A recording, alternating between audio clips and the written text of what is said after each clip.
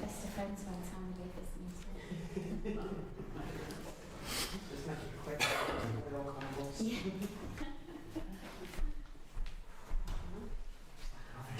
I know.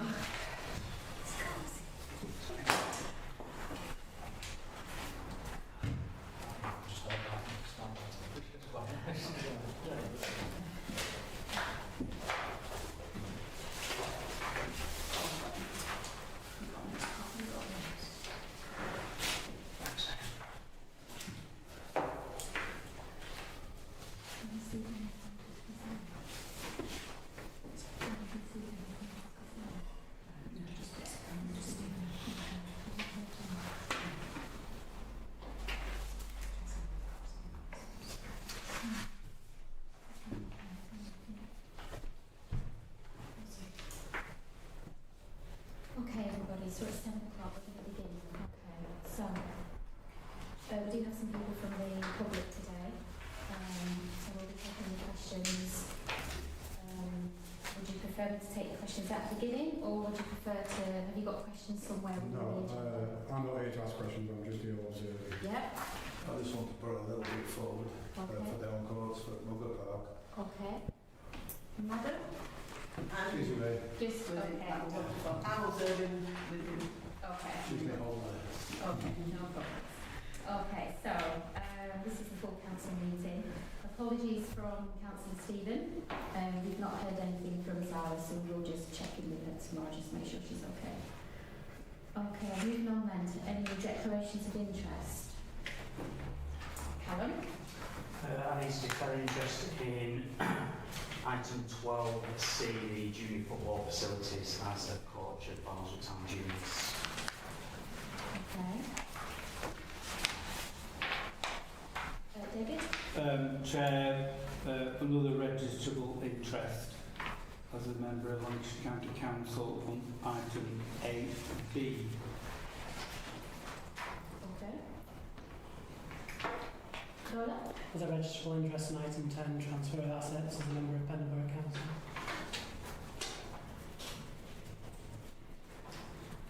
Chris?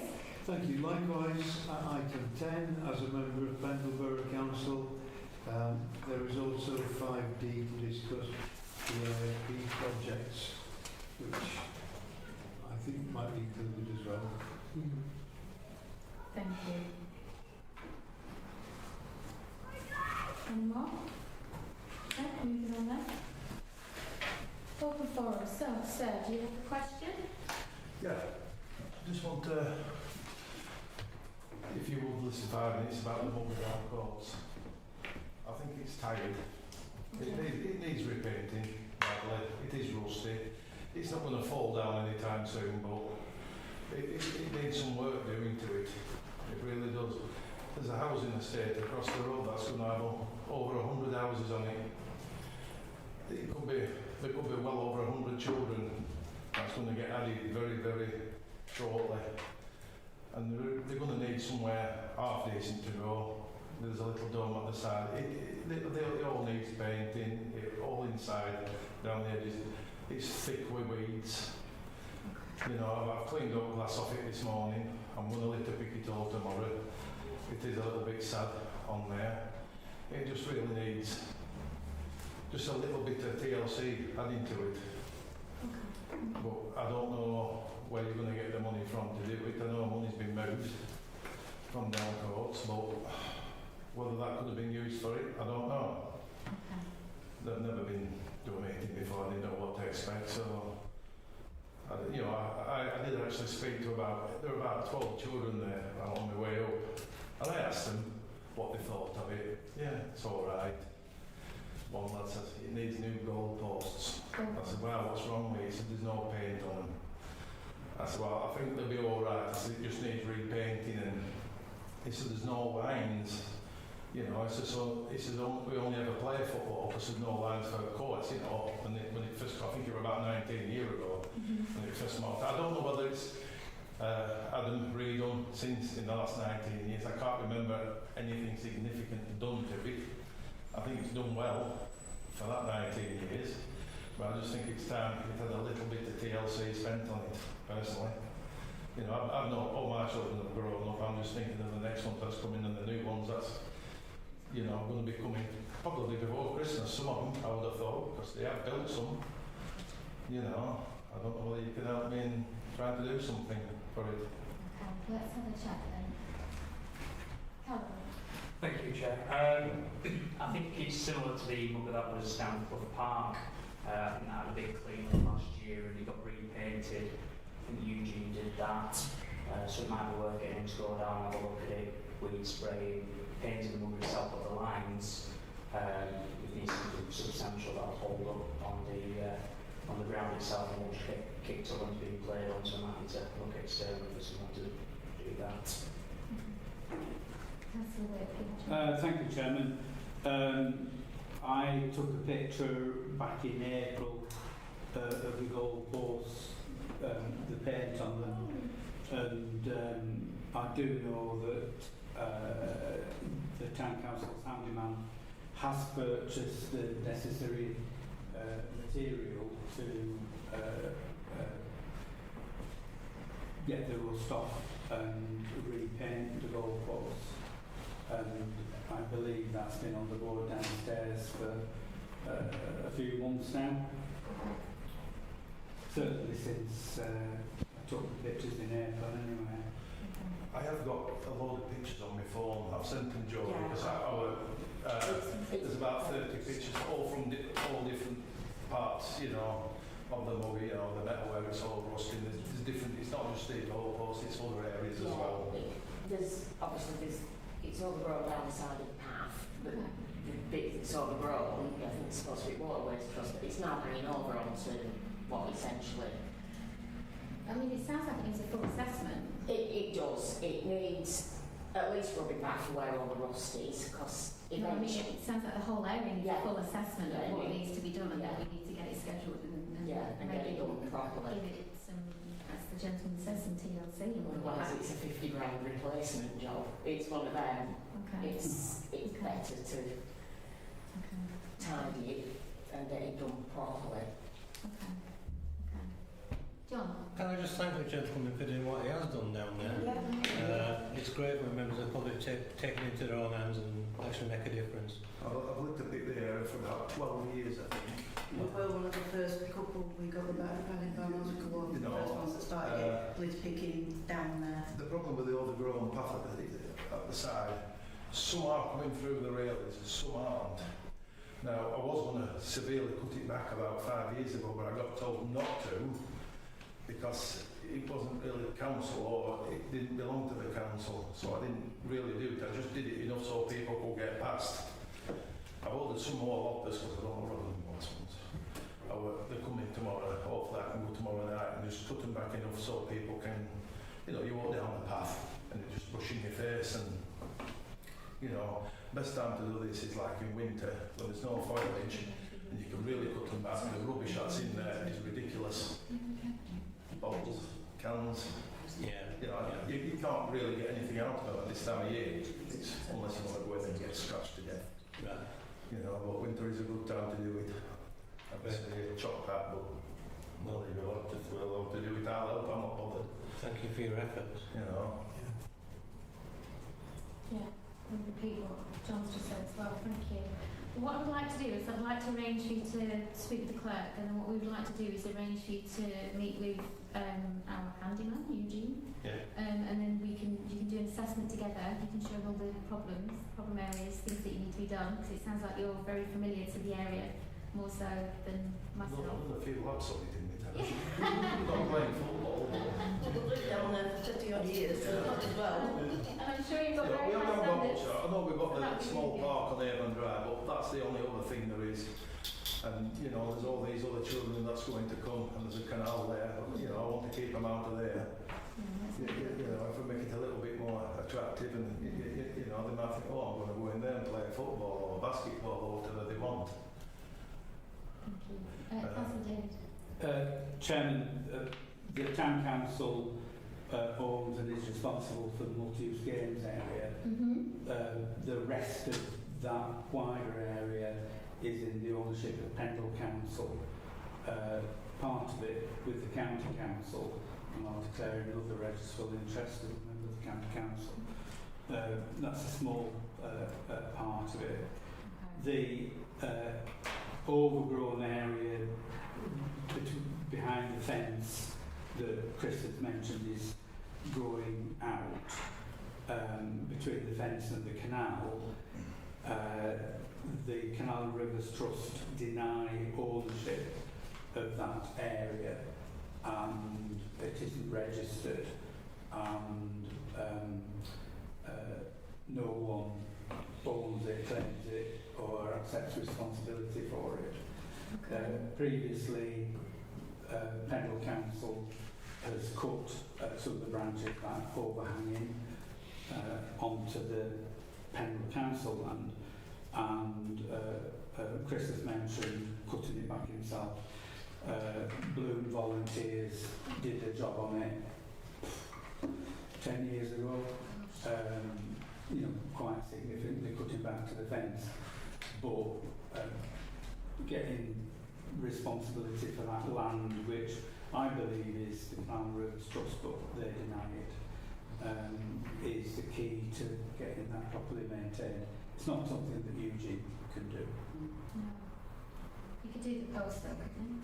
Yeah, there's a multi-use games area. Yeah, you can do it. I seem to recollect that there was a payment went through the other day for the hammerite and all the stuff to do with. Yeah. So I think, and could we possibly ask Pendle Council to do a cutback through Phil Riley's team, as they did around Avon Drive Park with the orchard? They cut it all back because the Ramble Ring approaching on the orchard. It was like 160 quid from memory. It sounds like a similar kind of job. It could be done at the right time. The Mugger Park To get it, itself, yeah. it's very tight to get in. Yeah. It's basically to integrate children in there. Yeah. You know, it's just a pity there was no way you could get that little sweeper on there once a month or something like that. Just it could something to be been proud of, putting yeah. a hole in the fence or making a gate. But again, that would be probably too much money. I don't know what it to be, but you know, I do constantly keep going up there picking glass. It's not always the kids either that do it. You know, the ones I picked up this morning are green bottles. They've got Peroni on the front of them. You know. You're not your 8 and 10 year old kids that go. No. Once upon a day, it used to be all these energy drinks from shop up coats. You'd find, there were hundreds of them because they're cheaper than a can of Coke. You know, so you'd find these 29p cans that were just everywhere. Every week, every Sunday morning, I'd go down and pick them all up. Okay, well, Yeah. leave it with us. We will do, like I Okay. said, we will reach out to you. We will meet up with you to get that assessment done. And then once we know what needs to be done, then we can figure out who we need to contact. Thanks for listening to us. Thanks for being here. Thank you for coming, I appreciate it. Thank you. I'm going to have to do it because it was me. It's very warm here as well. It is, yes. Thank you, everyone. Thank Thanks a lot. Thank you. Okay. Do we have anybody online that's got any questions or anything? She says through beaded sweat. No. No, okay, thank you. Okay, we're going to move on then. Minutes for the last meeting. So we've got, I think, 2 lots of minutes approved. One was for the extraordinary meeting where we talked about the assets, and the other was the full council meeting that was held on the 10th of June. Are there any amendments, anything, any questions? No, can I propose again? Thank you, Joe. Seconder, Mandy, thank you. All agree? Thank you. Okay, moving on to finance. Oh, sorry. I did say as well, didn't I? Oh, I did say road, yeah. Yeah. That's all right. Okay, so we've got the payments made by the town park since the last meeting, and we need to delegate consent for payments to be made prior to the next meeting. Again, any questions? Okay, can I propose a proposer? Thank you, Jodie. Second to Chris. All agree? Thank you. Okay, legacy fund.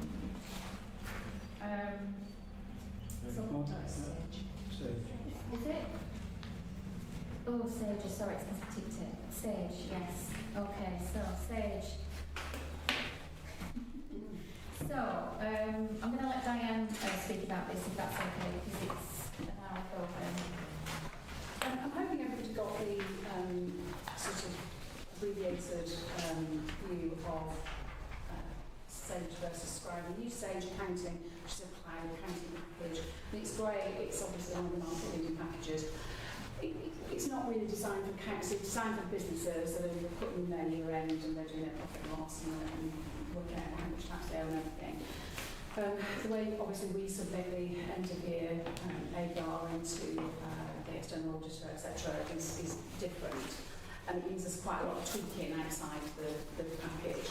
Scribe is designed specifically for town councils, and as you've seen from the notes, there's lots of kind of features it has that help us towards that. Not least the fact that we can attach documents and things to various transactions. So if we've agreed something in a resolution to spend some amount of money or whatever, then we can actually attach that document and it becomes part of the audit trail for that. So it's a bit more expensive than Sage, but I think it will save part time and obviously that's money as well. So I feel that we could transition to this over the next couple of months, and then we would have a system that we can use. Everyone can have, all councils can have a kind of viewing login if they want, so you can go in and have a look yourself at what's happening in the transactions if you're not sure about something. So it's quite an open, transparent system, and I think it might just make life a bit easier for us all, especially looking forward to next year's AGAR. So if people are willing to agree to it, then we can get that underway. Thank you. It's obviously a decision. Thank you. John? Can I propose that we do that? No, seconder. Thank you, David. And all in favour? Thank you. Well done. Now we're going to talk about so I had a lovely email to say that we are receiving some money. We've got half of it, we've actually received the first Half, haven't we? Yes, we've actually received about £14,000 already. So this is a grant from Pendle Borough Council. Thank you, Pendle Borough Council.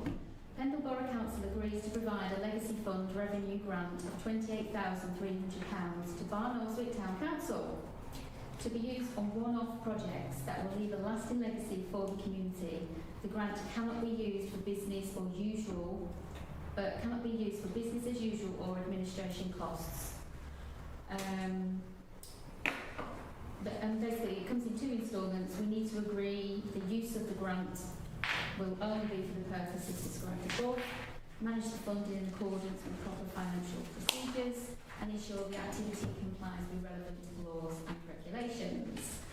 The expectation is that the Town Council will provide a short written update confirming how the grant has been used and a simple summary of expenditure within 12 months of receiving the grant. So, what I'm asking today is for us to consider what we want to spend this on and then perhaps bring it back to full council in September. Is that achievable? Okay. David. Chairman, I've got a suggestion. When a couple of meetings ago when I reported that this funding would be coming, I pointed out the response that we'd had to the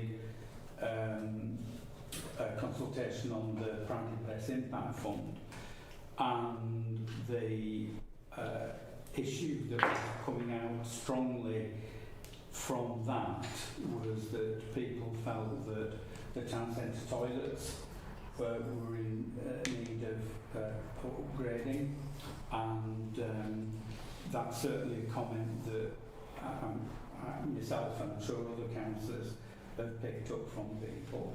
So I wonder whether we could get quotes for, well, first of all, specify what we want to get done, but get quotes for the revamp of not only those toilets, but any necessary work to the other public toilets that we're responsible for, and see what we can afford. There are some old hand wash units that when the town council looked at replacing them a few years ago, they were several £1,000s a pop, and it wasn't affordable. I think, and Councillor Lawler will remember this better than me, but I think that 2 were replaced at the time because they were shot at, but we couldn't afford to do the other one. So to do a proper job, it's not going to be, to say it is going to be a significant expenditure. It might not sound very sexy, but I think local government generally want the best things that it does, and the reason why Barnoldswick Town Council kept its public toilets going was because it's a bread and butter issue that is important and the mark of a civilised community, if you get me drift. So I would propose that in the first instance we seek to draw the specification, get quotes for the necessary work to the public toilets in Barnoldswick, and see whether we can afford to do it out of the 28,300. Thank you. Yeah, and I agree. So thank you, Jodie. David's proposed it, Jodie seconded it. All those in favour? Thank you. And I would second that. Someone that's read the feedback from the survey of the Bargain Place, I absolutely agree with Councillor David that one of the things that was key, that kept coming up again and again, was the public toilets. Thank you. Right, we're going to discuss the Pride and Place projects and progress. Okay, so we have got some projects in Pride and Place. Just to recap what they are, she says,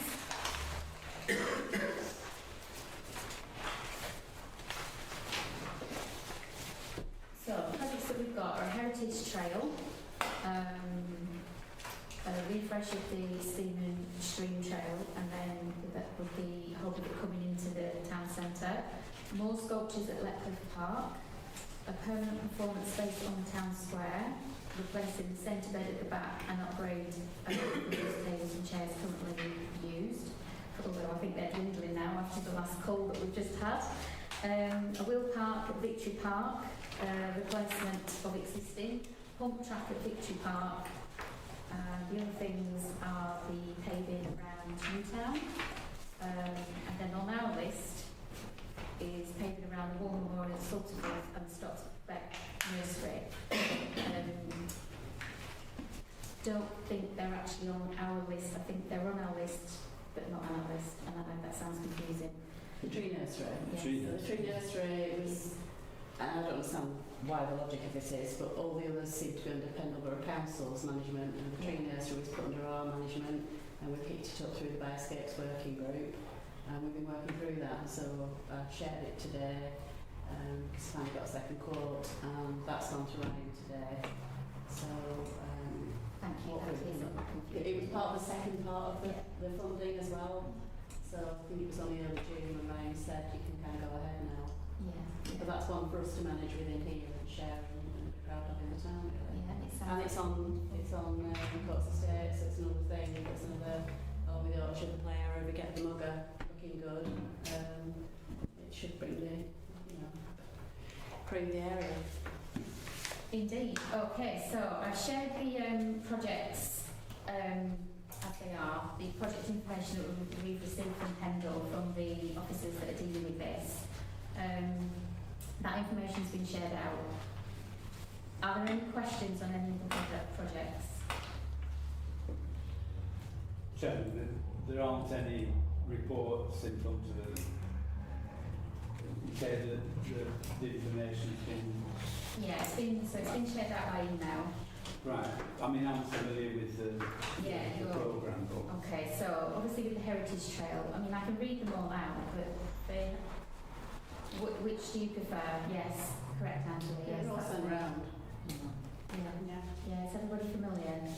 Okay, so I'll read them out for the purposes of the public. So the Heritage Trail in the town centre included a refresh of the Steam Trail initiative. The project would extend and improve the Stream and Steam Heritage Trail with new locations and digital access. The project would include the design, purchase and installation of a series of interpretation boards which would include QR codes to web pages allowing a deep dive. So that's kind of the project detail for that one. The permanent performance space on the town square, replacing the centre bed at the back and upgrade the loose tables and chairs currently used. The town centre hosts a programme of events throughout the year focused on the town square area. This includes live bands and family-related events. These events take place with a temporary stage and covered marquee, which is hired and taken down each time. Pride in Place provides an opportunity to commission and install a fabricated permanent performance space at the same location. The paving this would include upgrading paving on Newtown. This would be a continuation of paving upgrades within the town centre, which has taken place over recent years. Will Park at Victory Park. The replacement of the existing Will Park. It's an existing Will Park, steel work with plywood covering. Over the years it has fallen into disrepair and been heavily vandalised. The remainder is well used. The creation of the new pump track. Creation of the new pump track. Pump tracks have been popular with residents, and currently residents in this part of Pendle must travel, which is true. This project will create one in their community. The project was nominated by community representatives for West Craven. The head of parks at PBC supports the view that there will definitely be demand for it, and there is. The feedback is overwhelming for this project. More sculptures at Letcliffe Park. The park already has sculptures. This project would be for more, an expansion. Ideas include a circular dry stone window in the boundary wall, an extension of a set paved path through and around some trees in an arty pattern, and a textured relief. Sounds painful, that, doesn't it? at the viewpoint illustrating the landscape for people with visual impairments. All great projects. The only one that's slightly changed or could potentially change because of the transfer of assets, which we will come on to later in the agenda, is the performance space. And you've all got a copy of the TR1, so you will all now understand the difficulties with that project.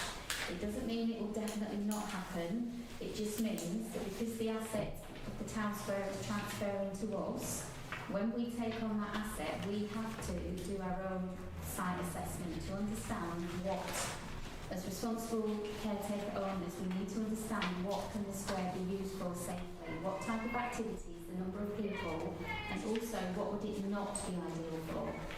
So we don't know if the permanent stage would be ideal for that space. So that's the only one that could potentially be problematic going forward. Okay. But they are the projects. They are the projects agreed, and they are the projects progressing. Any questions, any comments? Are we happy with that? John? Can I just ask what figure the matched funding amounts to, please? For The PRP. so our match funding is £26,500. That's what we've committed to as a stakeholder. Thank you.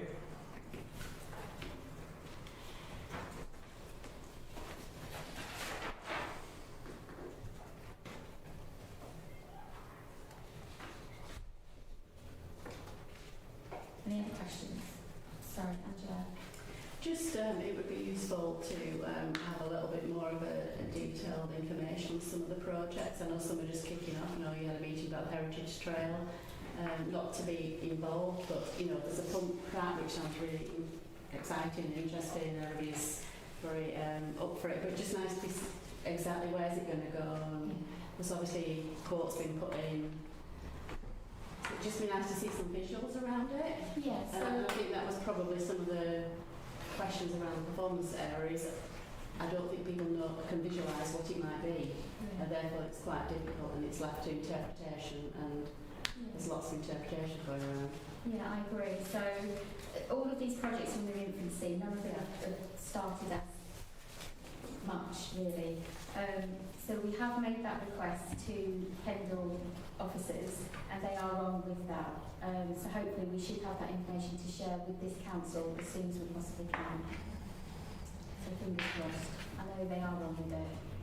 So is anybody from this group working with the council in these projects? So I know you were with Heritage Trail, so is anybody from here working on the pump track, for argument's sake, or the sculpture trail, and who's briefing them for what we'd like to see in the town?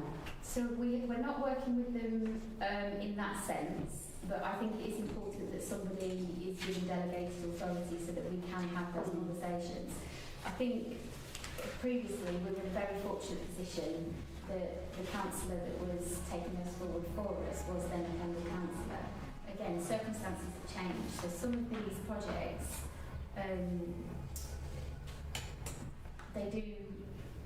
they're not projects for us to take over as a council, let me be clear, that's not for us to do. It's purely to ensure that we are doing everything that we can as a council to support these projects. So I think it is wise for somebody to have delegated authority to get the information that we need and ensure that that is communicated to the council, if everybody's happy to do that. David? Chairman, you just referred to the fact, you know, that I was leading on this at Pendle Council. In terms of the pump track, my suggestion was that we had a small working group, and that you know, that was the steering group for development of the pump track. We last discussed this as a town council 3 meetings ago, and there was a resolution passed, put forward by Councillor Church, that encompassed the whole of the schemes that he related to. I still think that working group proposal is the best way forward in terms of the pump track. There are two possible locations which again have been discussed at the Town Council. One of them is next to the rugby pitch at Victory Park, and the other one is adjacent to the allotment land that has just been developed off Greenfield Lane. And both spaces have plus points and negative points, and clearly the proposal would need to have planning permission, so there's quite a lot to be done. The significant complication with the Greenfield land is the fact that there is a public right-of-way that runs diagonally across it, and there is a resolution of the Town Council that seeks to divert that. Subsequently, it was intimated by Tom Partridge, the public rights-of-way person at Pendle Council, the best way of dealing with that would be to do it as part of the planning application. That's my favoured location, but it's not the only possibility. So I would suggest that if Pendle Council isn't setting up a working group, that we do so, and I'm more than happy to head that up. Okay. So we've had a proposal from David Wick for him to head up the working group for the pump track project. Do you have a seconder? Thank you, Angela. All in favour? Thank you. Thank you, David. Do we want to go through these project by project? Is that how we want to do these, or do we want to have the pump track separate, because it is a huge project, and thank you, David, for taking that monster on. What do we want to do? Do we just want to club the other ones together? Angela? Well, I'm just saying, if David's taking that one on, Jill seems to be heading up the heritage one, and others probably a town trail to add to that. Yeah. So I think we can start putting names to projects. Yeah, perfect. And whether they become a working group or it's just a name, so that we can get updates and information, and then we've got points of contact. Okay, so we've got Jill for Heritage Trail. Do you want to take on sculptures as well? Because it kind of... It's linked in. It kind of links in, doesn't it? Okay, sorry. Chairman, I'll volunteer to be on the working group with Jill. Thank you. Holly, you were going to say something? I'll do the permanent stage. Okay. Holly. Anybody else? Will Park? Chairman, happy to take that under the pump track wing. I was just going to say that, I think that's tied in the pump track. Pump track? Love it. Pump track is David. And paving?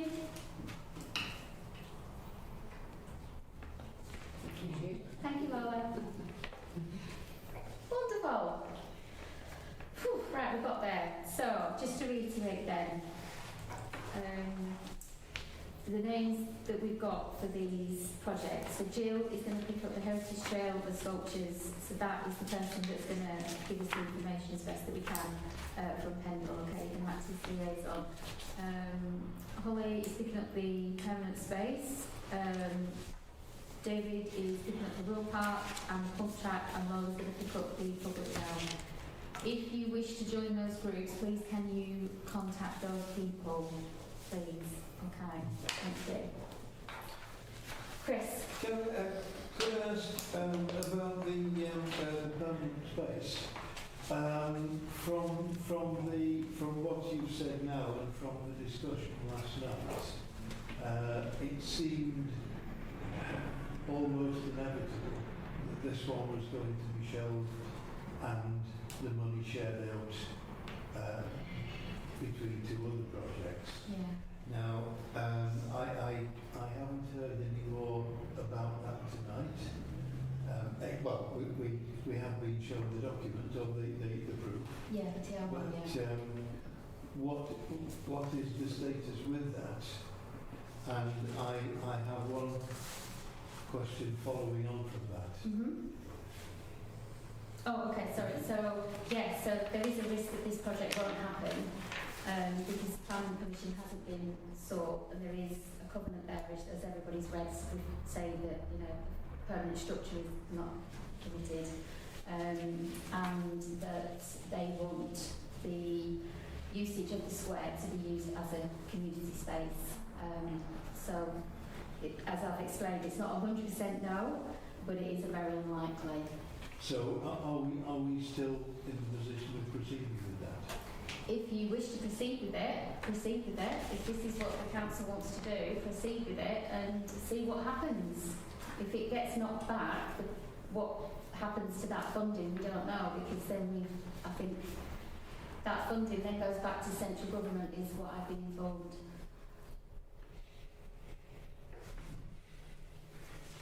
But I think we need to find out. I think it could be that we do the asset transfer. If we can very quickly agree to get the site assessment done, you could potentially get that site assessment back pretty quick.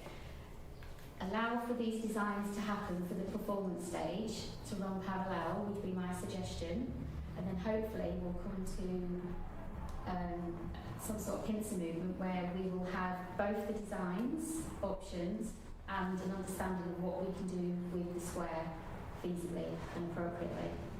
That would be my suggestion to the council.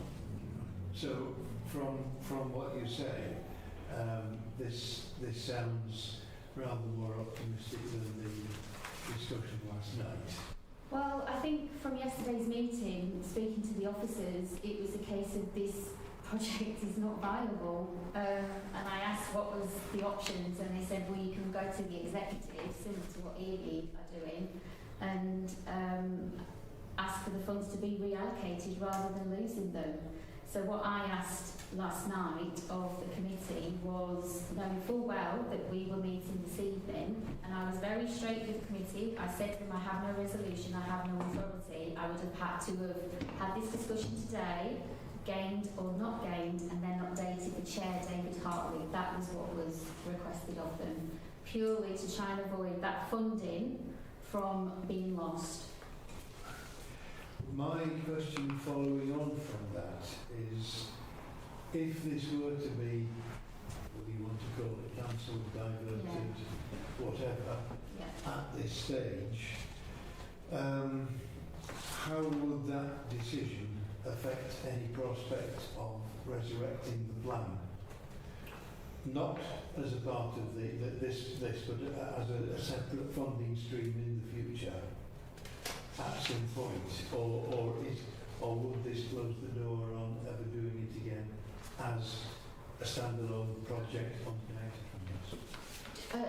I think as a council we're quite flexible. I think we respond to residents and to each other. I would like to hope that if there was an opportunity in the future for something to be developed on the square and we knew what that could be safely and appropriately in line with legal documents, then I'd like to think that as a council we would keep that door open.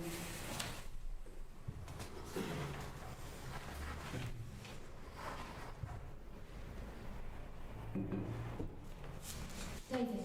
Yes, thank you, Chairman.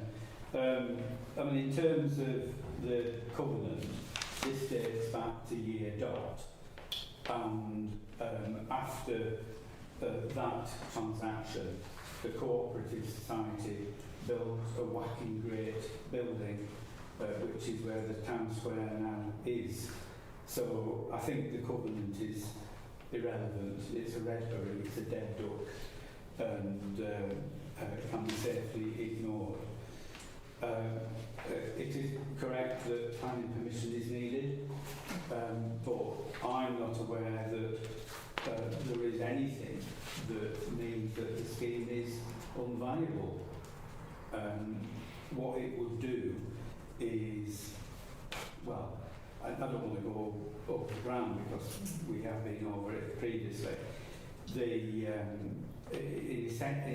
In essence, for the small scale events that there are, the pop-up that is used as a performance space would be replaced by a similar size space, which is actually off the square itself, and that would more easily facilitate the regular activities that the town council aspires to put on and carry out. There's a lot more to it than that, but essentially it enhances the square, provides, we have discussed this ad nauseam in the past, provides overnight space for storing the town centre tables and chairs, the loose tables and chairs. A subsidiary benefit is the bandstand type structure at the back of the square would hide that horrible back street with all its bins out, which has been a bit of a pet noir of mine for the last 30 to 40 years. So there's a lot of plus points to it. Thank you. Mandy? I just think from all the comments that were all on social media last night, it was very 50-50 as to whether people wanted it. And I'm worried that if we carry on with this now and we lose that funding and it just goes back to the... Whereas if we're taking over the square and that all goes through, like we said at some later date, that could be looked into being done. It's a risk. Jodie? Similar to what Mandy's just said, it's a shame that we don't have time to maybe see how we get on with a temporary structure, because Barlick being Barlick, it'll be 50-50 of everything. And rather than just throwing something major straight away, having a slow sort of introduction to something like that would possibly have been a better option, but we don't have that option now. We're no longer in that position, which is very, very sad, but we've never really had that opportunity. I mean, look, is there an appetite to request for the project to be amended? Well, because I'm hearing, that we kind of want to do something, but we don't want to risk it not happening. Ollie? I would suggest that we don't get rid of the planter and keep it where it is now. In front of the planter. Okay. So again, do we want to have a meeting where we discuss this particular project and we come up with a proposal that we can put to Pendle to say, actually, yes, we do want to go ahead with this, but actually we want to change the project. We just want to request it. It might not get approved, but is there an appetite for that? Angela? I think it would be useful because it is highly controversial of all the projects we're doing. There's a lot of interest. No one can visualise it. I mean, the 60k budget to deliver it, so the design must exist somewhere to have been costed. It just be good if we could maybe set up a day session or something, invite people in, share the plans, get some views. Let's take people with us on this journey rather than trying for us just to come up with what we think is the right thing for the town. Why don't I with Holly then contact, because I've been discussing this anyway, so the people, I've already been speaking to the people.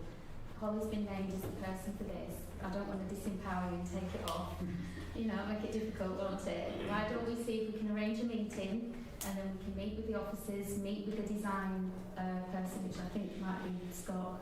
I've spoken to that many people this week, I'm getting names wrong. And then we can have a look. Is that a better solution for us to be pragmatic and move forward? What time scale do we have? Not many. Well, it's spent by March next year, so the executives meeting at the 23rd of July, so that's when we have to, but it could be done quite quickly. Scott was very receptive when I met with him, when we met with him, didn't we, Gillian? So I think we can get it done quite quickly. I'll try and get something booked in for next week. Chair, I'm aware Scott's already made approaches to get some designs from local fabricators. So I mean, I'd suggest that we wait for him to get those back and then go from there in terms of dates. I think what this council's asking for is to try and expedite that process a little bit so that we can have a look at those designs, and then we need to make a recommendation asking very kindly for the project to be amended in time for the 23rd of July's executive. So I appreciate that, but I think if we can reach out to Scott and see if we can maybe try and arrange something for next week. If he's got something, he's got something. If he's not got anything and he can try and help us visualise it, and then everybody can ask questions, I think that would be a good workable way forward. Okay. Can I have... Sorry, David. Well, Chairman, I would second what Councillor Lullerwood was saying. Thank you. And, I'll take that comment on board. To the effect that we wait for the design or sketches to be available before discussing it further. Just wanted to pick up on the point that Holly made about having a structure in front of the rear bed on the square. And I think there are two issues that mitigate against that. The first issue is the problem with the current temporary pop-up is that it means you can't see the bed behind it, and you can't see the plaque, the Barnoldswick Co-op plaque. And the second thing is that the square itself, the open space, is just that. It's an open space that means you can use it for various purposes. And on occasion, the market stalls go on there. On other times, there's a different configuration and the like.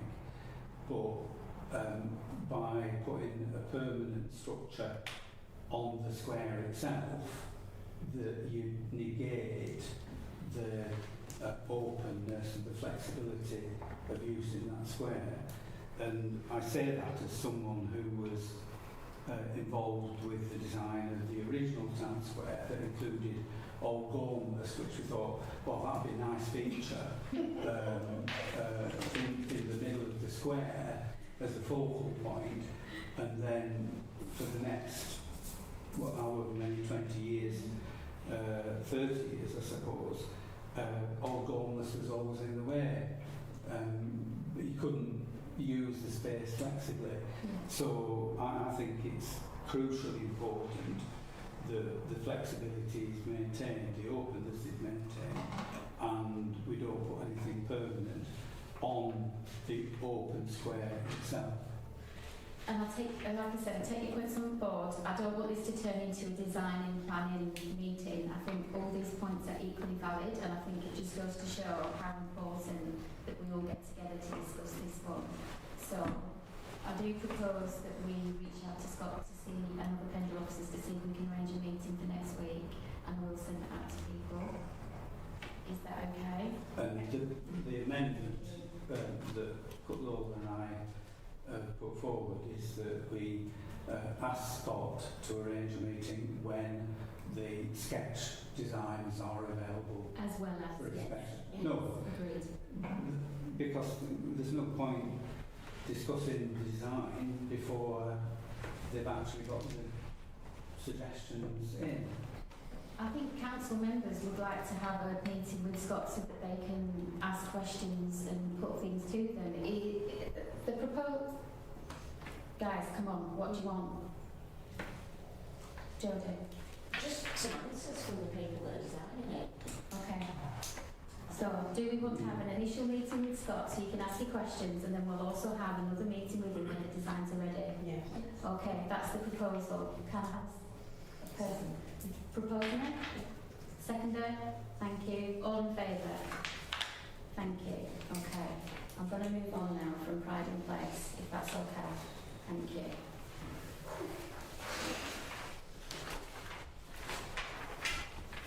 Oh, calm yourself down. Internal audit. Woo! Okay, internal audit. So, we've received the internal audit. It's balanced. That's the internal audit, and there's a report attached to that. We've already had it. Okay, so the internal audit has gone well. It's balanced and everything's hunky-dory. There are some actions. So at the very back of the page, the action plan, there's 1, 2, 3, 4, 5, 6 actions on there. So recommendation, review the procedures for recording of petty cash payments and supporting documentation to ensure the recovery of any input facts. I believe we're on with that. That's happening now. Review the procedures for retaining supporting documentation for bank payments made to ensure the recovery of any input facts. On with that. Update the financial regulations in line with the new banking arrangements. We did that at our annual meeting. Well done. That's on the back. Review the records for recording the hours worked by staff so these can be approved prior to payment. We're on with that with the internal HR. This is like contracts, and we do have our HR and staffing committee. I believe it's been set up now. So we're on with that one. There are a number of documents that have been published on the website that are out of date. Yes, we know the website's not fantastic. It's on the agenda. We will come to it. And the publication of the Notice of Public Rights in accordance with the Local Audit and Accountability Act 2014. The Accounts and Audit Regulations 2015 does not appear to be in the specified format. Yes, we know that, and we will make sure that that's done. Next time. So that's... Well, so we need now to, this is the annual governance statement, which is section 1, and that's the first thing we have to approve. If everybody's, so the only, Did someone have a hand up? Yeah. Sorry. Well, no, I'm happy for... Oh, you're happy? The only thing that's not, that I would not tick every yes to all of these things. Obviously, association-wide tick no because we're late with, as everybody knows, right, with the submission. I have had permission from the external auditor to be late with it and explain the situation. So they understand. I'm not going to get fined or anything like that, but I have to be able to tick that and say that we've not met that submissions deadline. However, we prepare the exercise public rights, which we'll put on the board and on the website tomorrow, and obviously invite people then to inspect the report if they want. So we're going to, if everyone's agreed, we're going to ask Leanne to sign that, please. Chairman, no, I do have a question. Okay. I mean, Diane's explained the no in the first box. But if we look at box 5, it says, including the insurance, internal controls and or external insurance cover where required. And I don't think we can tick that one as a yes. Chairman, when we sought to make a claim in November, it turned out that our insurance didn't cover it.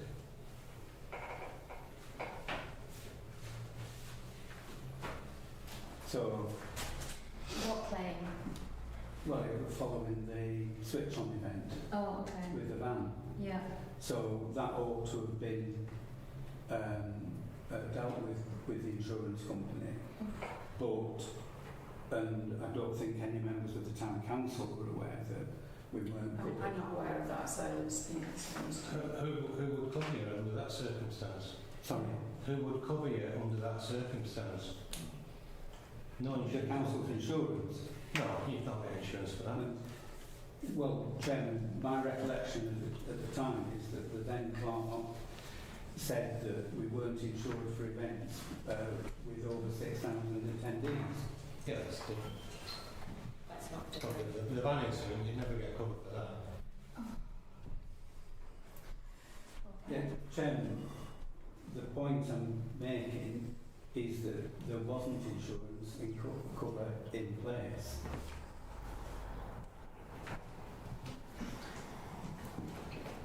For the event, Yeah, my understanding, and then I can go back through the emails, but my understanding is that the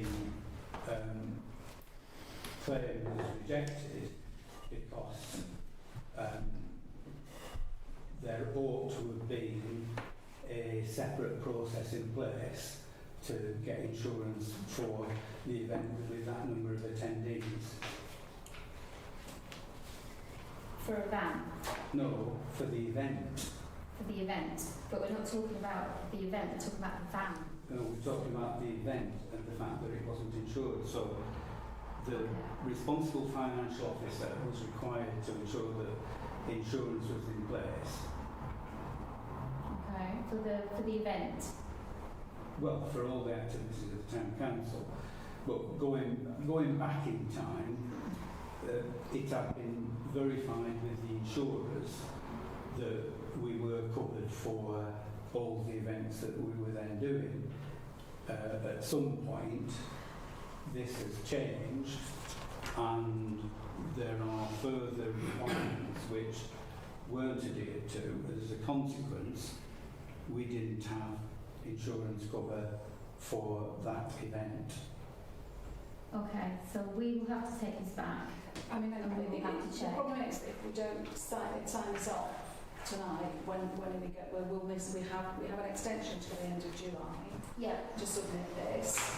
We can't sign this one and agree this statutory accounting statements until we've agreed this governance statement. Well, can we pause the meeting? You run down the road of fire I and can tell go me, well, I please, can- if we had insurance for this event. Because what council is telling me is that a box has been ticked to say we've had insurance adequate when we needed it over the year.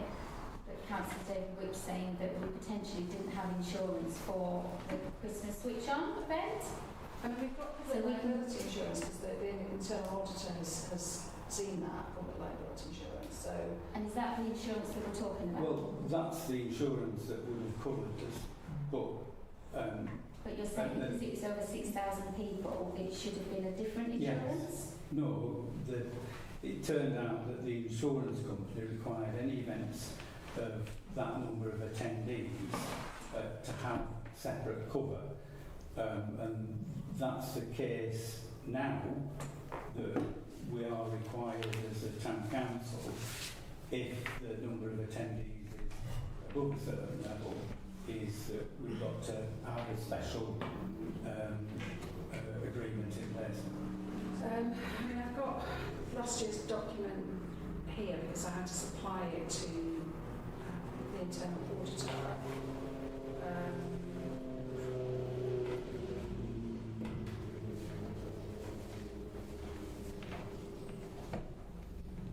Did anybody know about this? Well, Chairman, I think every town council at the time was emailed with that information. What email? I'm not following you, David. David, speak really clearly with me because I'm struggling to. I think you want me to read between the lines and I'm struggling. Well, Please be very I clear don't with think, me. I don't This think is important. This is really, Yes. really important. it is. The clerk at the time emailed to say, because of the numbers in attendance, that we weren't covered. Who did you?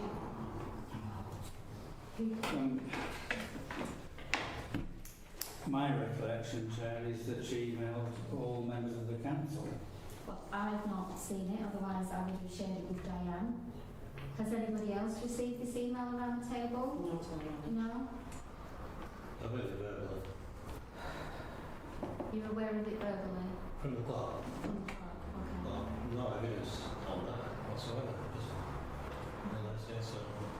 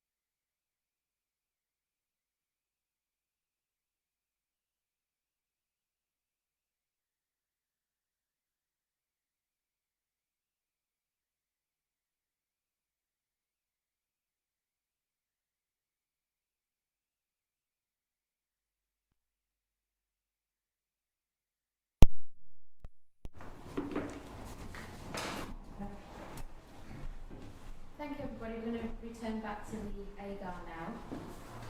Basically, we don't know about the insurance.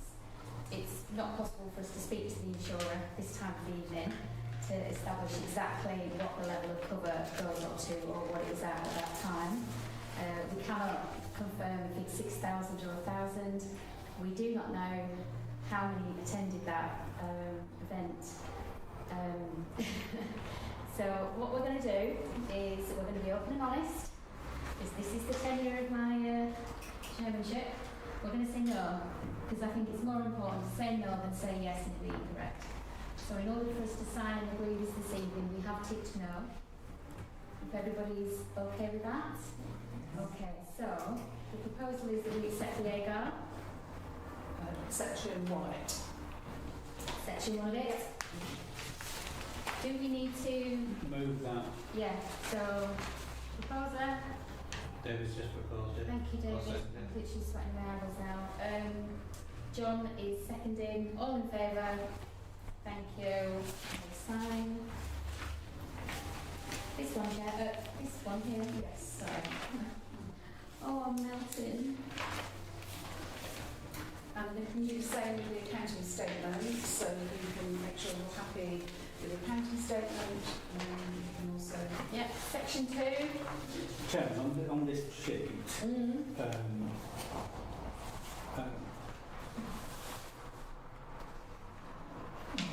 there was an issue in balancing it up. It's been balanced. What was the...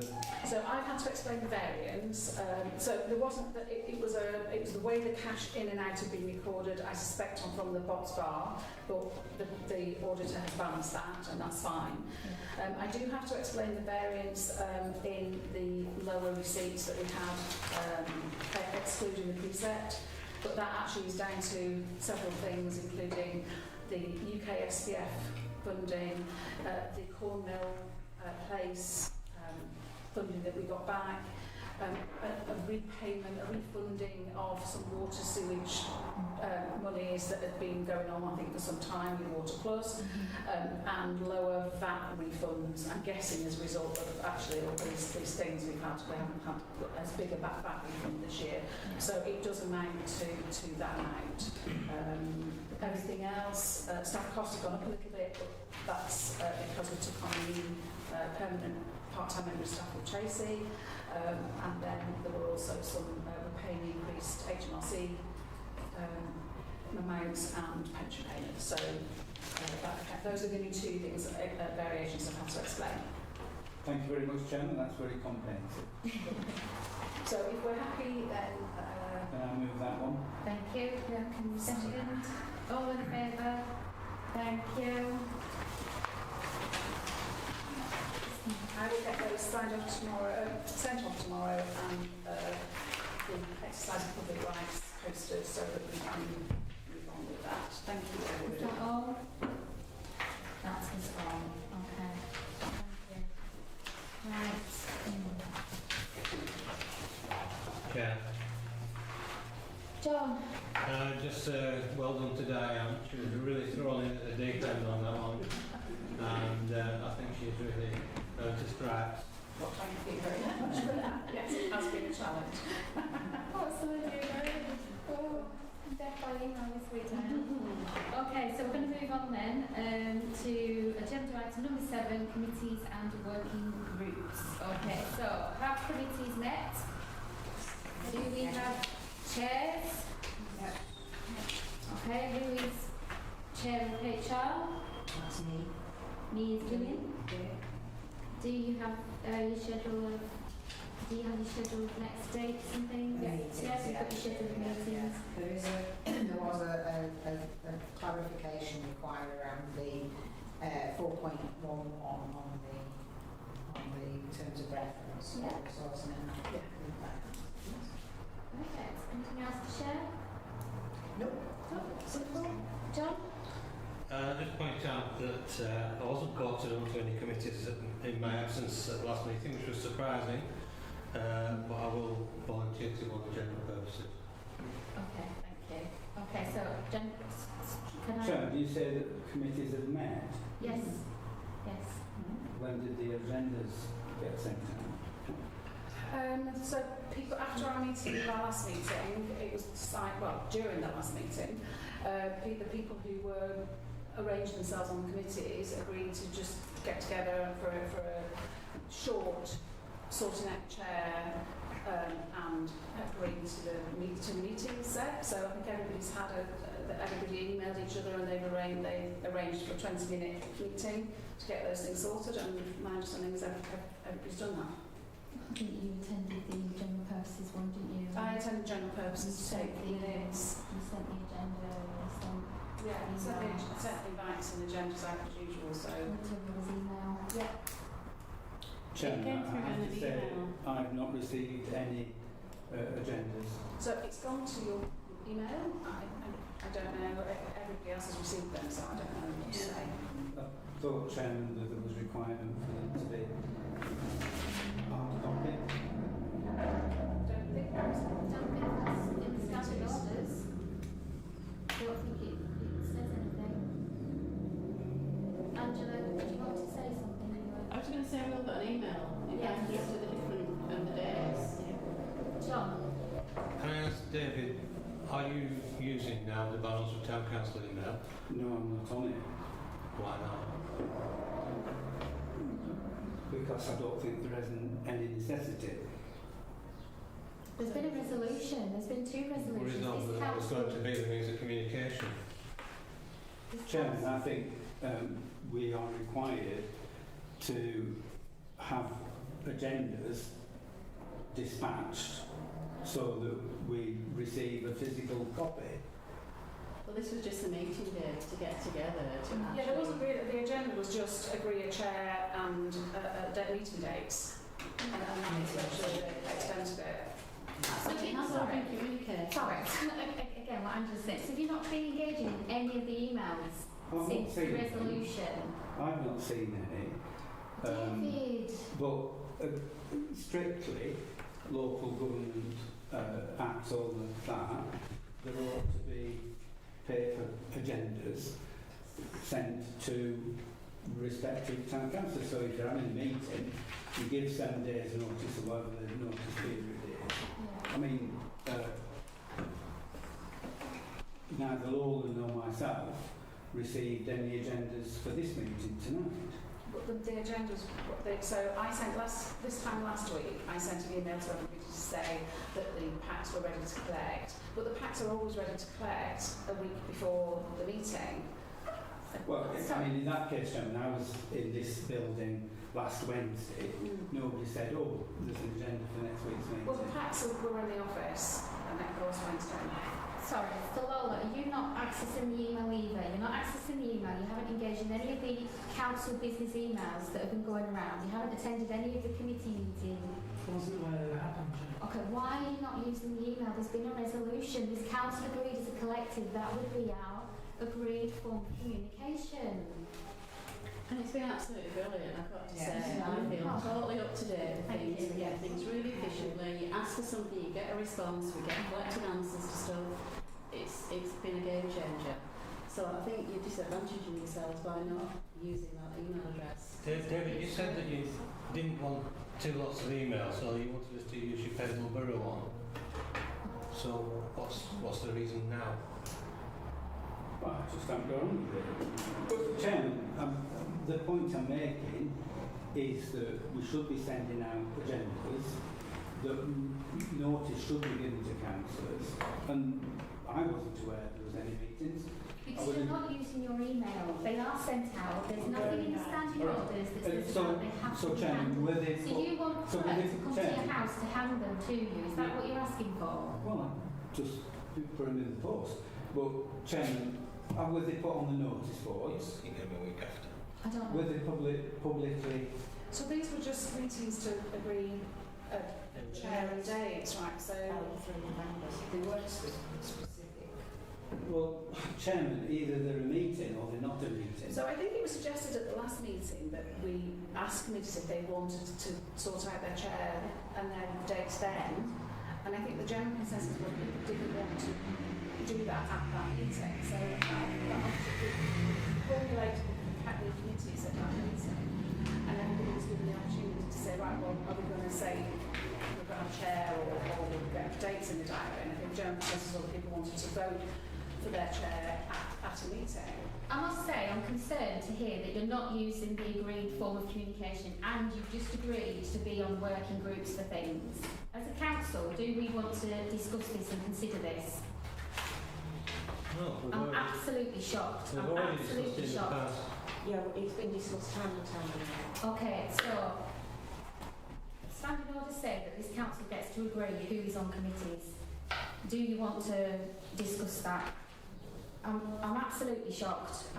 I really cannot believe what is happening. How do you expect to engage? Oh goodness me. Well, Chairman, I expect that the proper processes are gone through, which is dispatch of agendas to people with proper notice, display of agendas on notice boards, and public notice being given of those meetings. So if you haven't given public notice, if you haven't made members of the public aware that a meeting is happening, then it can't be a valid meeting. Yes, I just think you're just being awkward. I disagree. Thank you, Angela. Thank you. Well, you two can't just sign up to that email address. We all agreed it's working brilliantly for everybody else. So what is your objection to using that email address? We've all got 6 email addresses and boxes we need to manage. It's just bonkers not to do it. And it's irrelevant. The reasons for not doing it is irrelevant. This council has agreed. We've agreed. Chairman, you turned in this. Procedurally, the agendas should be dispatched and we should receive them. The agendas are dispatched. We can't guarantee that. What if you're away while the agenda, post it and you're away? It's Well, Chairman, it can't have been dispatched because the envelope just has David Wick written on it. There's no address. No, but because didn't we agree that people would pick them up from the office? Yes. I thought that was absolutely We did. agreed. Yeah, we did. Well, Chairman, I was in this office downstairs for an hour last Wednesday afternoon. No one said to me, "Oh, here's I mean, did you ask him? agenda." Right? Because he was in the office.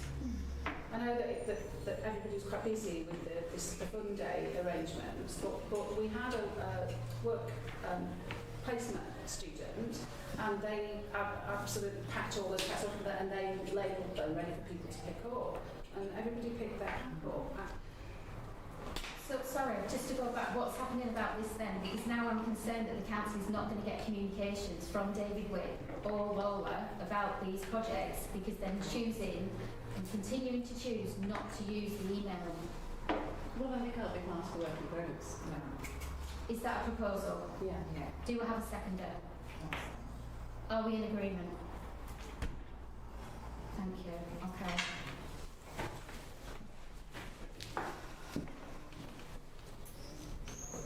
Moving on. Planning matters.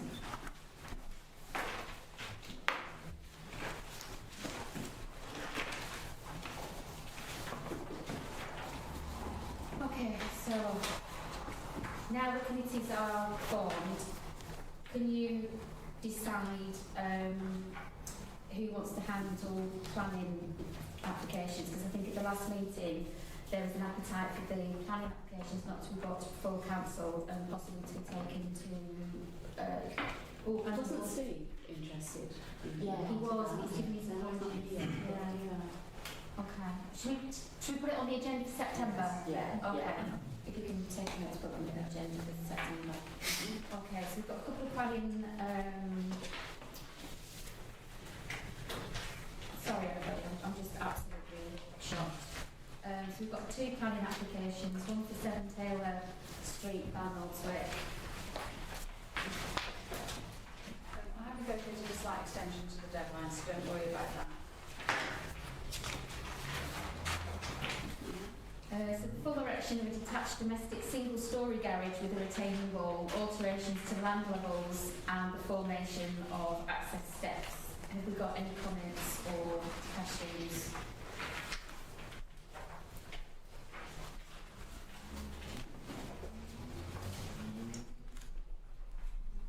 No?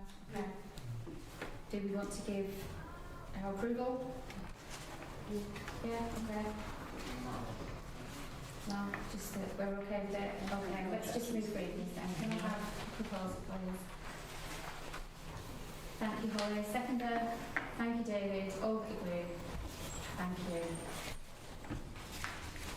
And then the second one, again, Turf Pit Gate Farm, Bracewell Lane. Notification under Electricity Act 1989, installation of new wooden pole and accommodate transformer. Are we happy to? Yeah. Proposer, David, seconder mandate, all in agreement. Thank you. And I believe there's one slightly different one, notice of proposal. I think there was it you yourself, David, that mentioned that you might have a, is it an LCC one? I think it might be, mightn't it? Yeah, notice of proposal, Road Traffic Regulation Act. Notice is hereby given that Lancashire County Council propose to make the traffic regulation order under section 1, 2 and 4 and part 5. They wish to revoke Lancashire County Council, Pendle Borough, prohibition stopping on the school entrance markings. Okay. So this is for Gisborne Road. Any questions? Okay, I think this is just a notice to us, we don't need to do anything with it. Just no comments on Yeah, thank you. Okay, so we're going to move on then to the web and IT provisions. So, as that came out of the audit, our website is not currently fit for purpose, it needs to be brought up to date and modernised. Diane has done some comparison work, and I think looking at this information comparison that she's shared, it's very good. Well done. Well, I think AI helped a little. Very good. But yeah, I did a bit of research initially just to find out some of the most popular sort of council-specific websites. I did send all of this through to Callum and actually to Lola. I'm sorry we haven't received that letter.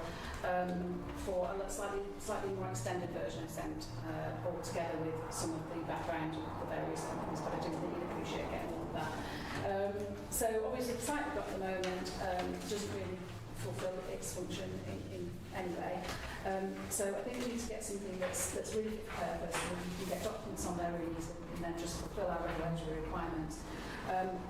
I'm feeling that the parish online, the parish council's websites didn't get back to me with costs, so I did chase them a bit, but I couldn't get hold of them. Aubergine was a really good provider, but they don't do email management, so I think that we need to get somebody that does the email support us as well.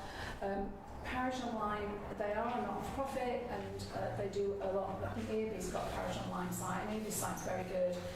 It's just somewhere we can get all the documents, all the stuff, everything that we do, all the minutes, the agendas. I think we just need to really, and also if we have the website, we can signpost people to other things, right? So other services, so that we're not constantly answering questions about areas that's to do with Pendle Council, to do with Lancashire County Council. So I think we can build that a bit as we go. So we get somebody in the office and say, oh, can we talk about this? And so we can get that to the website so that people know where to go. So it's not that expensive. I mean, we spent £1,200, I think it said last year, on the provider we've got. So it won't be more than that. I think I'm happy to move forward with it. Which one? Parish Online, I'm suggesting that because they post the email as well as the website. They're not for-profit, they're quite low cost, but not quite frighteningly low cost. I think because there have been a couple of good examples, you can go and have a look yourself, I hope you have, but David for sure. John? Can I just say that I have a look at these and I agree that the Parish Online was a better option. Is that a proposal? Yeah, I propose we go with that. Seconded by Callum, all in favour? Thank you, lovely. I'll try and get all that quickly and then we can maybe do it like someone wants and see if we can get it on. Thank you. Okay. transfer of assets. So we are at the point now where we've got the transfer form. We're at the point now where we can sign or we need to delegate signatures. When you read the back of it, you see that one of it does say chair, so it will, I will need to be one, and then somebody needs to be the one. Vice Chairman. Vice Chairman. Okay, I'll take it. Okay. All in favour? Chairman, can I ask something? Yes, David. Have we got the costs for operating the town square? Yes, we have. They have been shared by email. Are we going to reveal them publicly? Yeah, if you wish, yeah, I can share them publicly. So, the cleansing, so in response to your request for information about Town Square, the cleansing schedule is that the hand sweeper visits daily, liquor pitting and litter bin emptying is every day, and the mechanical sweeper visits Tuesday and Wednesday. Weed killing and scraping back pavements estimate approximately £300 per year, but it doesn't include any significant tree cutting, obviously. Water and electricity supply for planter beds estimated to around £100 per year. As regards to the paving and street furniture, there should be no maintenance requirement for a number of years as it is all virtually new.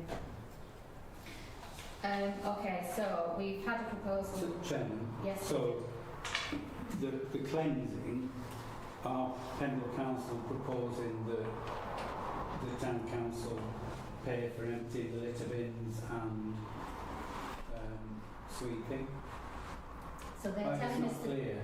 no, they're telling us the cleansing schedule. They're telling us how much it costs, so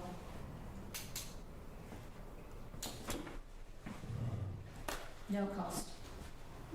So are they saying that there isn't any cost? No, they're not giving a cost. So there is no cost. There is no cost on here.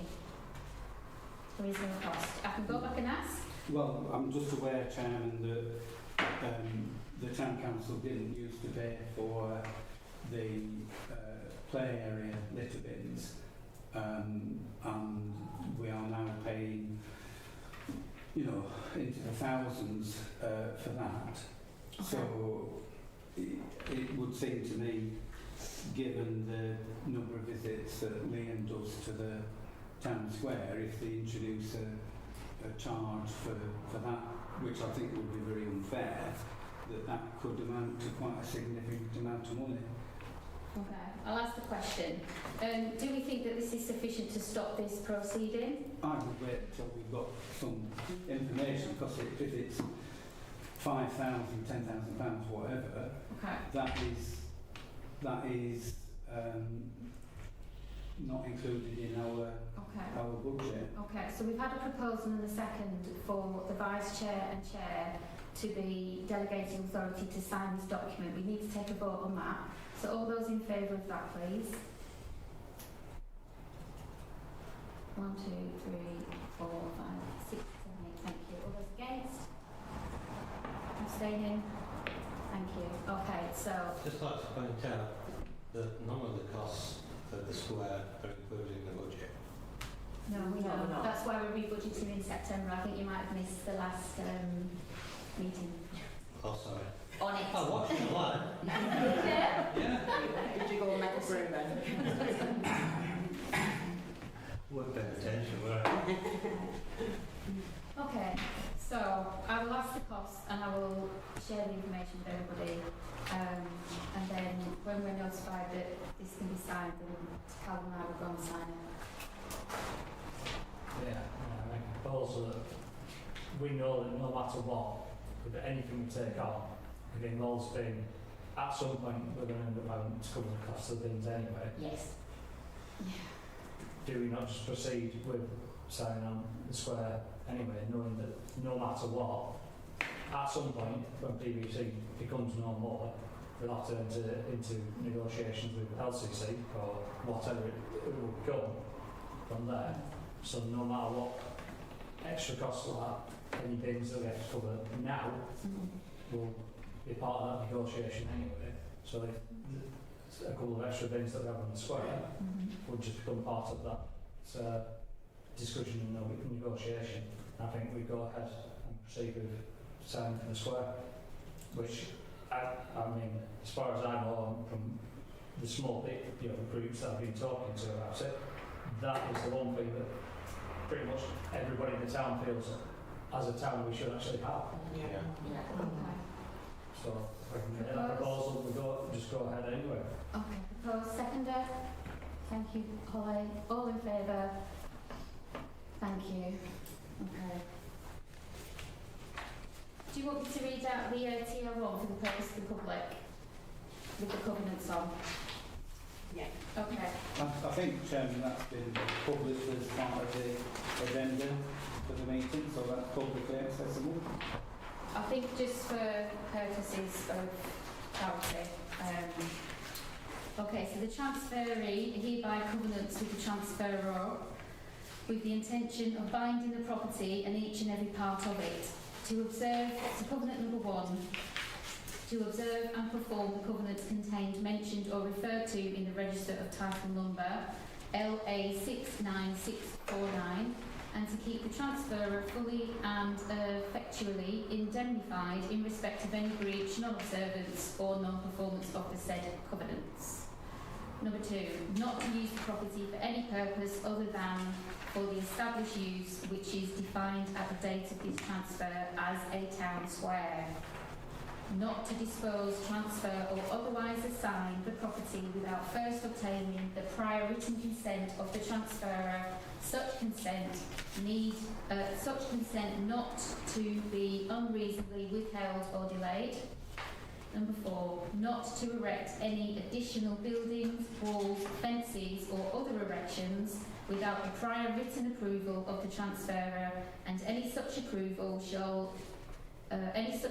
given shall remain subject to all necessary planning permission and building regulation consents. And the final one is to repair, maintain, keep clean and free from obstruction the property. And that's it. Okay, so moving on. We did have Town Culture on here. I was hoping that Stephen could give us an update. Does anybody else got an update from Town Culture? It's the same as last time. Yeah, it's been pushed back. And we've contacted people that showed interest and helped us put the bid together just to say, because they were expecting like us an update. So it's now, I think it's end of July was the earliest. I remember. So yeah, just still waiting. But yeah. Okay, thank you. Okay, matters for the council to consider. The Barnoldswick Town Football 5G pitch application. So there's been quite a lot of information to and fro and shared with everybody. I think because of the information that Angela's asked for regarding the Barnoldswick Town future-proof these facilities against upcoming microplastic bans, completely avoiding any legal liabilities and associated costs of artificial waste disposal, and protect River Ribble.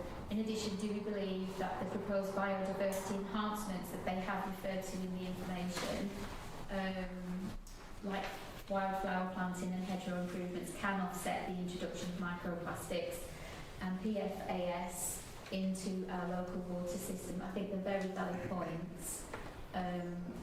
They're not actually answered, these questions are not answered within the exchanges that we've had.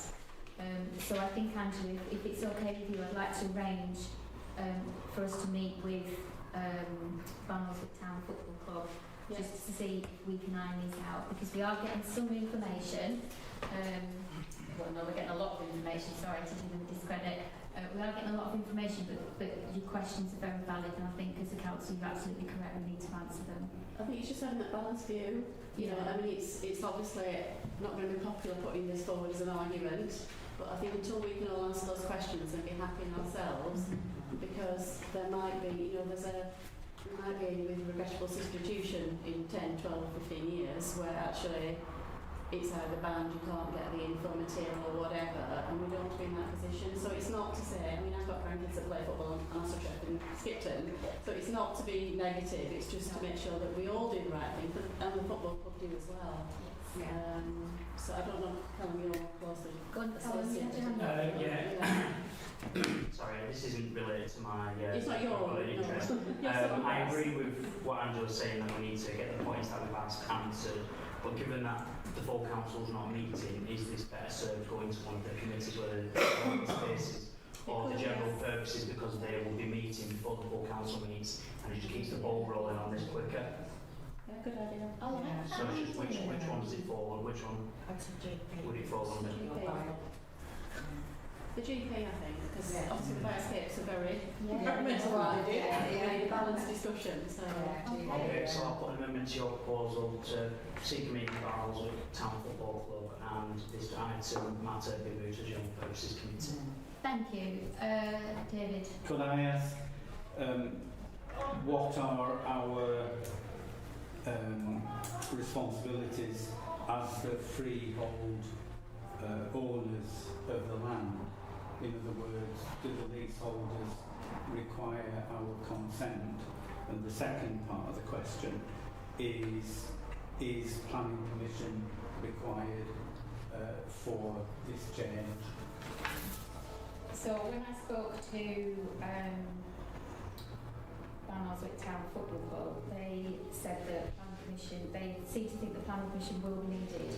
So this stage is very much coming to us to ask us as a council if we are in the area, asking us would we support this or what do they need to work with us. So, and then they would then take it to planning. That was the conversation that I had with them. With regards to the freehold and the leasehold, I've absolutely no idea, but I'm sure the committee, General Purposes Committee, will look into that. Okay, so the proposal was for it to go to the General Purposes Committee. Is there a seconder? Thank you, Mandy. All in favour? Thank you. Okay, so the second one is a letter of support to LCC on behalf of Christine Murray.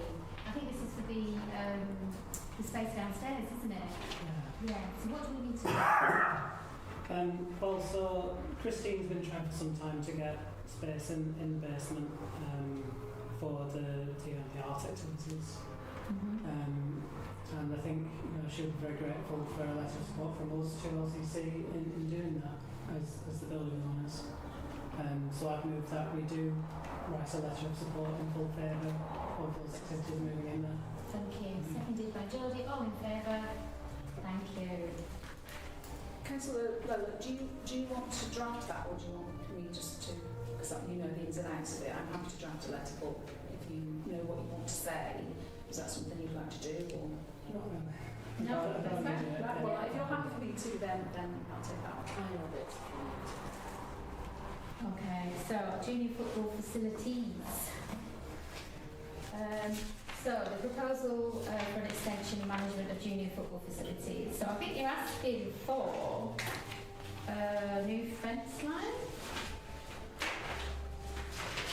Okay, football juniors request permission from Barnoldswick Town Council to incorporate the field directly adjacent to the Victory ground into our existing football facilities and to extend the current perimeter fencing to encompass this area. The proposal seeks to improve the quality, sustainability and long-term management of the junior football pitches currently used by local children and young people, while ensuring the area remains safe, attractive and well maintained for the wider community. Okay, so Barnoldswick Town Juniors provides football opportunities for a large number of local children across a range of age groups. Several junior matches and training sessions are already held on the pitches adjacent to Victory Ground, and demand for suitable playing and training facilities continues to increase. So that's why this has been brought in, because there is that demand. The additional area would enable the club to better manage and maintain the playing surface, ensuring that facilities remain fit for purpose throughout the year. The proposed works are, the club proposes to extend the existing perimeter fence line from its current position to run alongside the pathway leading from Victory Park Victory Park to the footbridge that leads to Greenberfield Lane. Install a rear perimeter fence that connects with the existing fencing infrastructure, creating a secure and clearly defined boundary around the enlarged facility. Install access gates at the front of the site to provide controlled access for maintenance equipment and authorised personnel. Undertake ongoing pitch maintenance, including drainage improvements where required, regular grass cutting and pitch upkeep. Reseeding and renovation works during the off-season, general maintenance to ensure a safe and high quality playing surface. Okay. Environmental considerations. The club recognises the importance of protecting the recently planted trees located along the existing perimeter fence line.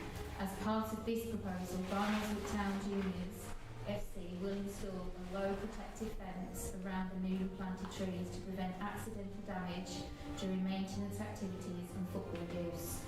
This will help ensure the trees are protected and allowed to mature successfully, contributing positively to the local environment and biodiversity. Community benefits. Approval of this proposal will provide several benefits to the local community.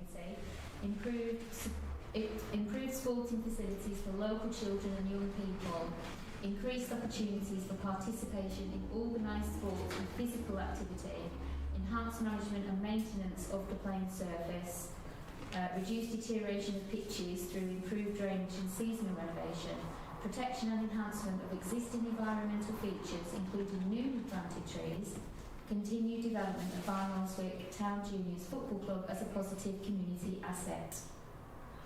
The club is committed to working closely with Barnoldswick Town Council to ensure the area is maintained to a high standard and remains an attractive, safe and sustainable community facility.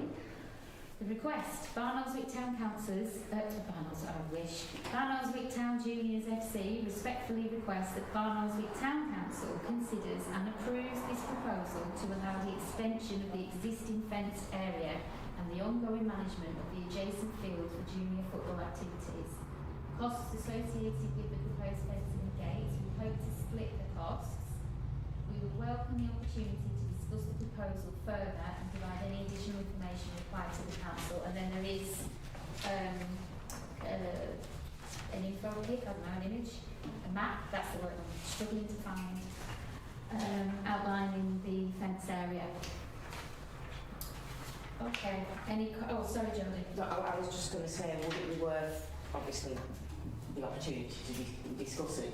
I think so. Yeah, and would that fit in with Would they also have an idea of what the costs yeah, we need are? some costs and things. Fencing and etc. Costs, yes. So should we contact them to ask what costs? What do you want to do? Lola? Can I propose in the first instance we organise a site visit? Okay. Just go through the implications. Obviously it'll change the character of that area of the park quite significantly. And I think we've got to consider it from the wider public's use and not just the football clubs. And that's best done there. Yeah, and I think it talks about biodiversity in there as well, so I'm sure Angela will. It's grass still. David. Thank you, Chairman. I think, the erection of a site fence around there would impact considerably on the appearance of the park. At the moment, the fence line, both to the former Park Rovers pitch and the cricket pitch, more or less in a line. The rest of the park, although it's used as pitches, has general public access, and this area in particular has quite a lot of other uses. I mean, it's marked up as a junior pitch and used as a junior pitch, but for instance, on the fun day, there were various attractions that were down there, and that wouldn't be possible in future. When we've had kite festivals, it's been used for those things. And this change is quite a significant change that had changed the nature of the park, but also changed the nature of the activities that can happen in the park. And I go back to when we used to do the bonfire there, and you know, that was the bonfire place, and the town council took that on in 1987 and probably did it for about 30 years. So I'm not saying that we bring the bonfire back, but I think it's already used as a junior pitch and a training area, and I think making it exclusive to the junior football club prevents other people using it and prevents other activities taking place a bit to the detriment of residents of the town. Thank you. There is a suggestion of a site visit. Okay, so Lola has proposed a site visit. Is there a seconder? I support that. You support that. Thank you, David. All those in favour? Thank you. So what we will do then is we will contact Barnoldswick Town Football for juniors, offer a site visit and just request costs to the shed. Thank you. Okay. Oh, goodness me. Okay, condition of Clough Park play equipment. So it's just, we've had a big arm with this tyre on it. We've had an assessment of that, and it's really dangerous. It's coming away from the base. We've had a quote that's like £2,500 to repair it. So I just feel that it's something we need to discuss, whether you want to start repairing. I think Eugene's going to arrange for the tyre to be removed so that people aren't, because we are worried that it could just, come out of the ground at some point. So it's, I just want to throw it in for discussion because it has been identified as being not fit. We are just decommissioning it to some extent, but do you want to spend £2,500 repairing something that's old? So. Georgie. What's the budget looking like now for that? Would there be money available? Well, I think that's why we're going to have a would it be better to wait till the re-budget decommissioning for now? Yes, I think that, yes. David, did you have Yeah, Chairman, apart from the loose bolt, the arm goes into a base and there's a bolt through which is obviously worn over the years, so there's a bit of playing in it. I'm not aware that any other bit of it is not fit for purpose. So I think it's coming out of its base, David. Yes. So we've had a quote from Armstrong Steel. So they're saying that they need to remove the required section of perimeter fencing to gain telehandle or access, safely remove the damaged tie swing, reinstate the fencing, follow the removal of the swing, transport it to the workshop for repair, strip down the assembly, fabricate repairs to the steel stem, eliminating any movement or play with the construction, preventing future deterioration. Then to be blasted and powder coated and then removed and replaced. So that's their assessment of the situation. Yeah, and it's the worn bit at the base that needs to be sorted out. Otherwise, it's okay. So I can't see why we wouldn't keep it rather than scrapping it.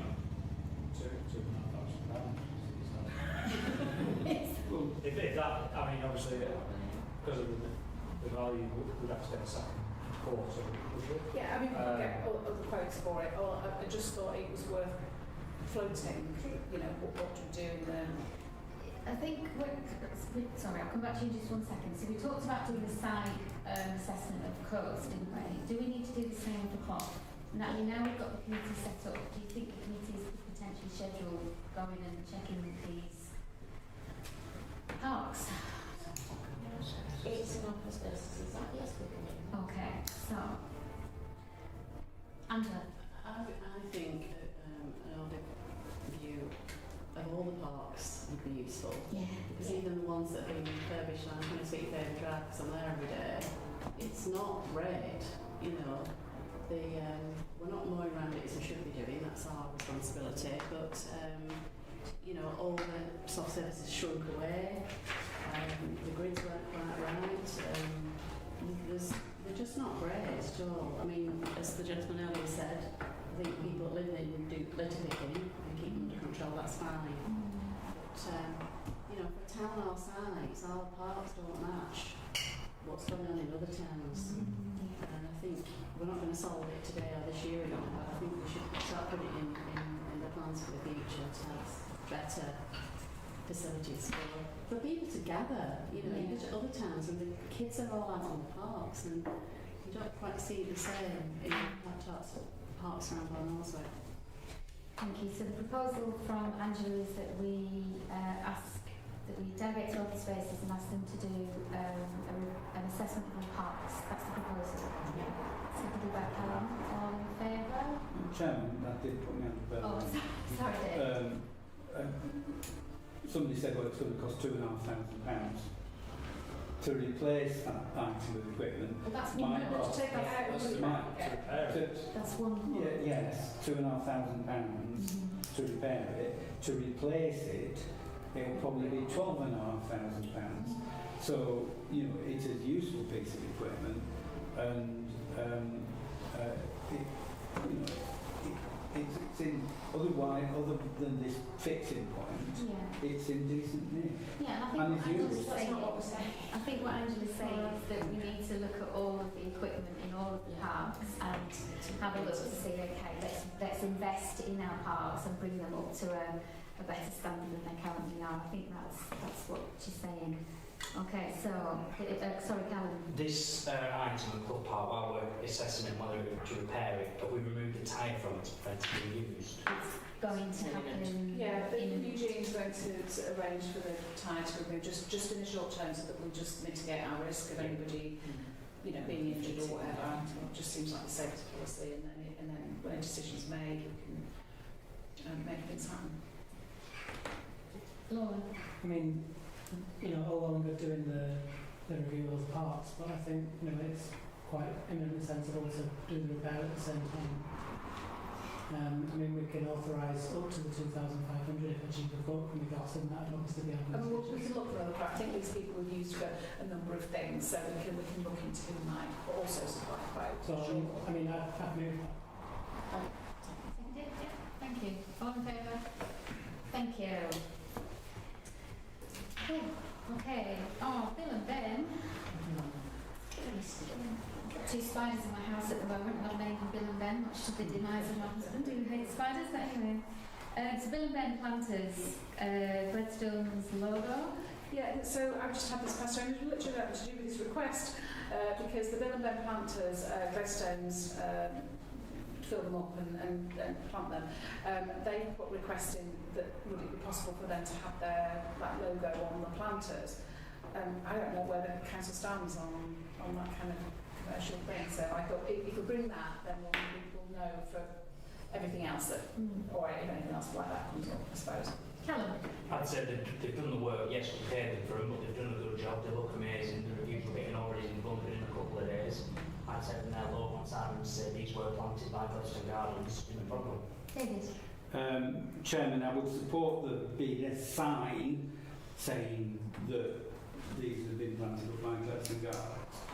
I would not agree to affixing a logo or logos to the planters themselves. And the reason why I say that is that we previously had logos of somebody that was involved with maintenance on the town square, and in order to get rid of those logos it cost us quite a few £1,000 because we had to strip the planters down and get them powder coated. So if Callum would agree to amend his proposal to put in signs rather than affixing logos, I would say. Can we kind of narrow it down just so that when I get back to them I can say exactly what kind of think would be acceptable, because I'm guessing something at board that's sort of across. So I'd rather kind of go back to the really kind of specific Well, the things. planters are sat in the middle. Yeah. I don't think there's a problem with maybe a sign like A4 size, A3, just A3 staked into Yeah. the bed in front of it, because it is so they can just something like stakes in there and it's there, and then it can get removed where the planters go and it's movable and changeable. Lovely. Hopefully something else secures it so the lovely delights around town don't pinch it. Okay, so the proposal's been amended. Do you have a seconder? I'm seconding it. Oh, sorry, David. I'm melting now. My brain's melting. All in favour? Thank you very much. Chairman, there is a further issue in terms of Bill and Ben. Oh. We moved Bill and Ben onto the town square last Sunday. The bed itself has a partly installed irrigation system.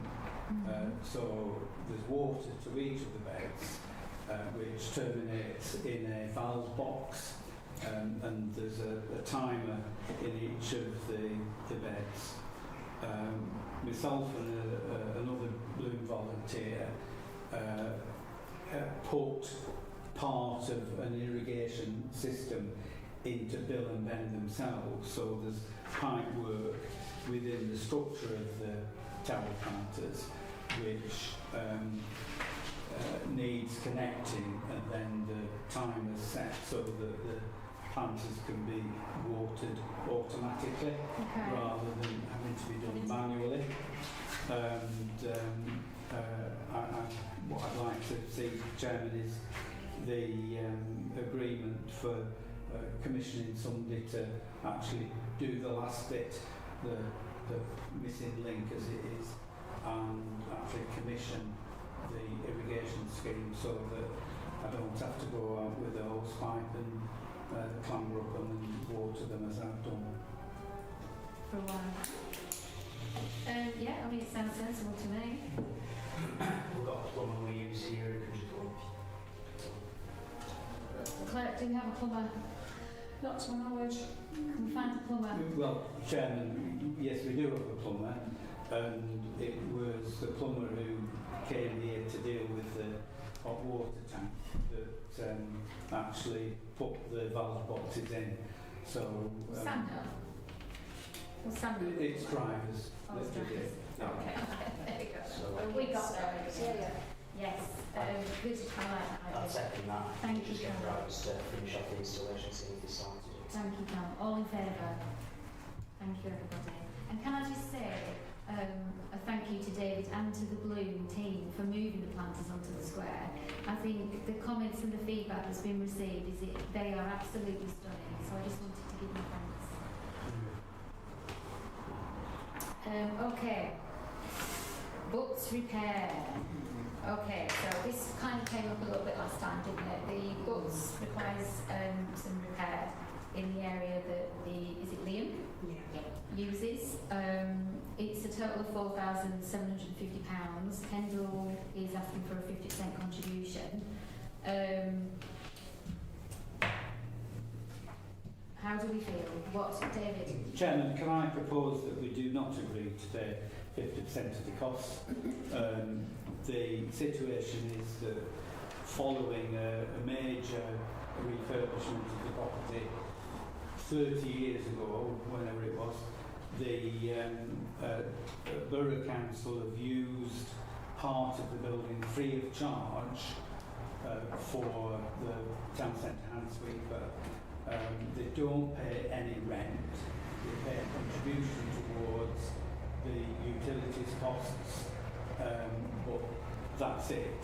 As such, the repairs have been requested by Kendall Council for the benefit of their employee, and I don't think, given that there is no rent payable, that it would be appropriate for the Town Council to contribute to the work that the Borough Council wants to get done. So I would propose that we decline to contribute towards the cost. Okay, Helen? I'll second that. Thank you. All in favour? Thank you. We'll let them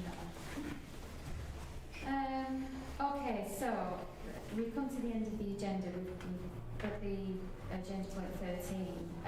I just want to say, sorry, Lola. Sorry, I've just got a question on the YouTube chat Oh. from a member of the public.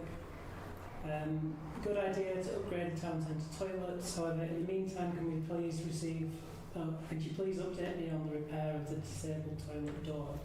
I believe you have received a quote. It requires fixing ASAP. Yeah, we've actually commissioned the work. I think we're just waiting for the door and the parts and the job to be done. So it's progressing, but I'll inquire about it as well, see where we are. But yes, we've agreed to it and it's happening. Okay, thank you. So, just going to move on to agenda item 13 then. I just want to give a thank you from Sam, our events coordinator, for an absolutely fabulous family fun day on the weekend.